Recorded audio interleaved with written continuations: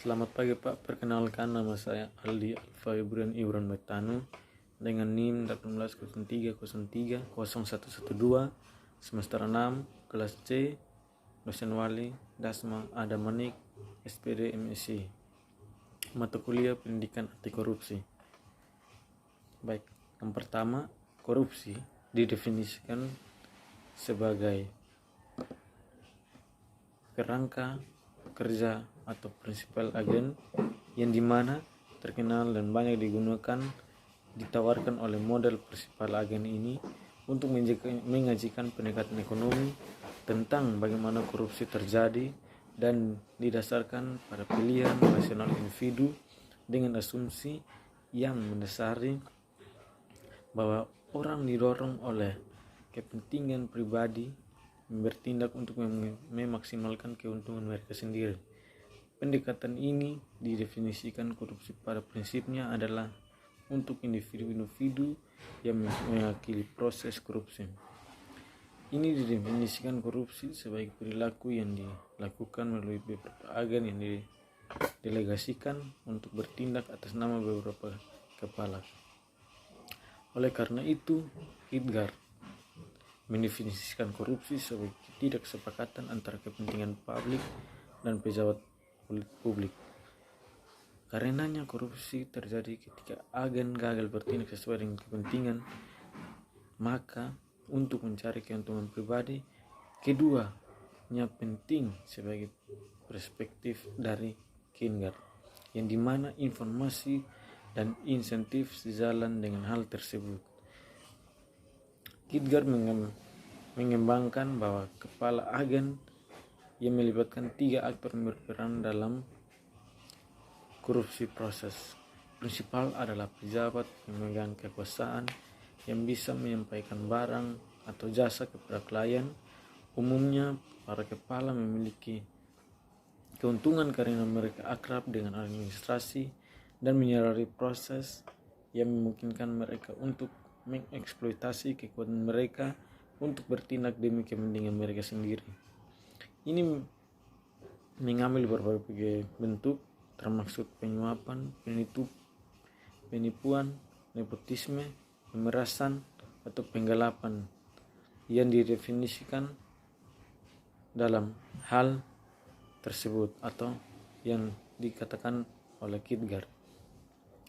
Klien adalah pemberi manfaat dengan pejabat publik.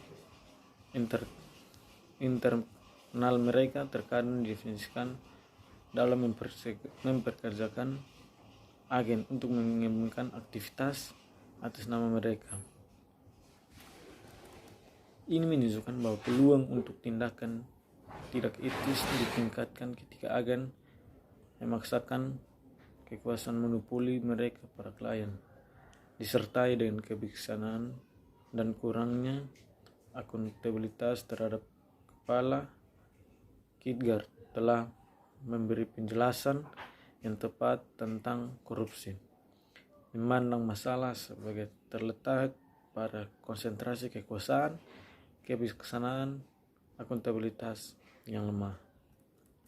Yang berikut, Becker berpendapat bahwa birokrat terkadang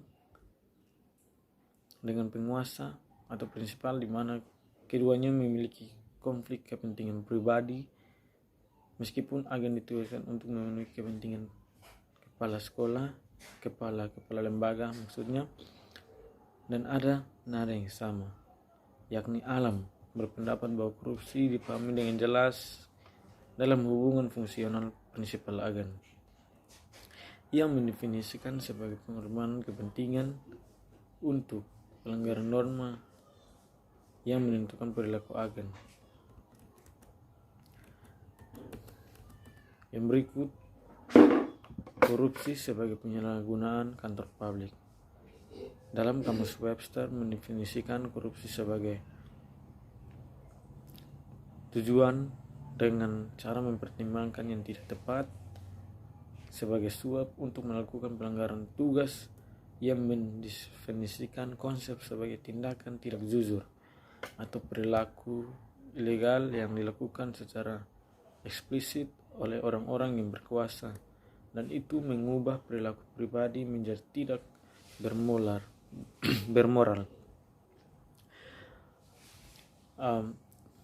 Mike Mullen mendefinisikan korupsi dalam arti bahwa pejabat publik korup jika dia menerima uang atau keuntungan dalam bentuk barang atau jasa untuk melakukan tindakan di bawah otoritas yang ditugaskan kepadanya, sama halnya dengan Kube atau Fariak yang mendefinisikan korupsi sebagai tidak adanya ketidakpihakan dan pelaksanaannya terhadap ekonomi dalam istilah yang lebih luas. Dalam istilah yang luas umum dan diakui, korupsi adalah penyalahgunaan jabatan publik untuk keuntungan pribadi. Mendefinisikan korupsi dalam istilah jabatan publik tidak digeneralisasikan karena yang pertama, ini tergantung pada budaya peraturan. Yang kedua, ini mengabaikan untuk melihat kasus-kasus di mana para pembuat undang-undang itu sendiri yang korupsi. Yang ketiga, beberapa regulasi sudah tidak adil karena mereka melayani aspirasi orang-orang dan tidak membangunnya, sehingga membayar suap dalam kasus-kasus itu mungkin tidak dianggap etis. Pada umumnya, ketidakcocokan dengan analisis lintas dalam pendekatan yang telah diupayakan ini menggabungkan opini publik dan pendekatan kantor publik untuk memberikan definisi korup di bawah payung pendekatan neoklasik. Nah, yang berikut konsep. Ketika masalah kecil yang tidak membutuhkan tindakan tegas atau fenomena luas yang muncul di tempat tinggi, agenda pembuat kebijakan masing-masing memiliki kekurangannya sendiri. Padahal jabatan publik cocok dalam bentuk kasus yang menangani korupsi secara spesifik. Namun kenyataannya tidak. Pendekatan kepentingan publik berada di antara kantor publik dan pendekatan opini publik yang ambigu karena menjadi masyarakat berbasis. Singkatnya, definisi korupsi di atas merupakan publik opini, kepentingan umum, dan jabatan publik yang menimbulkan banyak pertimbangan tentang konsep dan kurangnya konsensus tentang arti yang sama, dengan varian mengarah pada penelitian yang melimpah pada ketiga pendekatan tersebut yang tadi sudah dijelaskan. Nah, korupsi didefinisikan melalui kerangka kerja prinsipal agen ini terkenal dan banyak digunakan dan ditawarkan oleh prinsipal agen. Ini menyatakan bahwa pendekatan ekonomi tentang bagaimana korupsi terjadi didasarkan oleh pilihan rasional individu dengan asumsi yang mendasari bahwa orang didorong oleh kepentingan pribadi bertindak untuk memaksimalkan keuntungan mereka sendiri. Hal ini juga menunjukkan bahwa peluang untuk tindakan tidak etis ditingkatkan ketika agen memaksakan kekuasaan monopoli mereka pada klien disertai dengan kebijaksanaan dan kurangnya akuntabilitas terhadap para kepala. Nah, korupsi sebagai penyalahgunaan kantor publik. Dalam Kamus Webster mendefinisikan bahwa korupsi sebagai bujukan dan mempertimbangkan yang tidak tepat untuk melakukan penyelenggaraan tugas.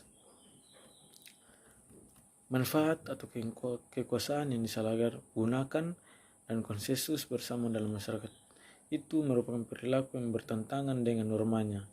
Namun, dimensi terakhir ini tidak mudah ditentukan karena interpretasi yang beragam bahkan antar individu dalam satu masyarakat maupun lintas masyarakat.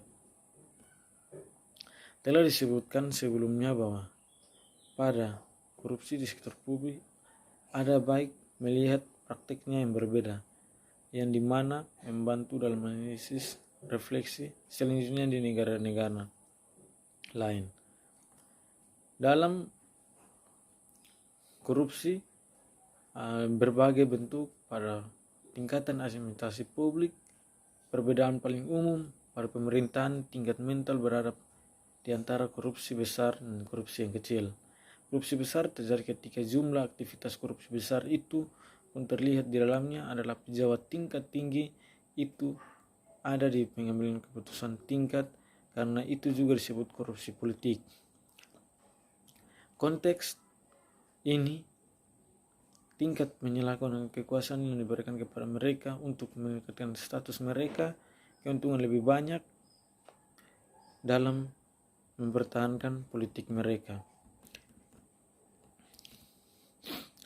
Korupsi kecil-kecilan terjadi secara teratur ketika pegawai negeri digaji rendah dan mungkin tergoda untuk meningkatkan penghasilan mereka, sehingga mereka melakukan kegiatan yang tidak jujur, padahal perbedaan antara korupsi besar dan korupsi kecil tetap tidak jelas dalam banyak kasus. Bentuk korupsi yang paling terkenal adalah penyuapan, pembayaran uang atau tunjangan dalam bentuk barang kepada pejabat publik sebagai imbalan sebuah layanan. Korupsi adalah proses dua sisi dalam kasus penyuapan dan datang dari penerima yang memberi manfaat kepada pemberi.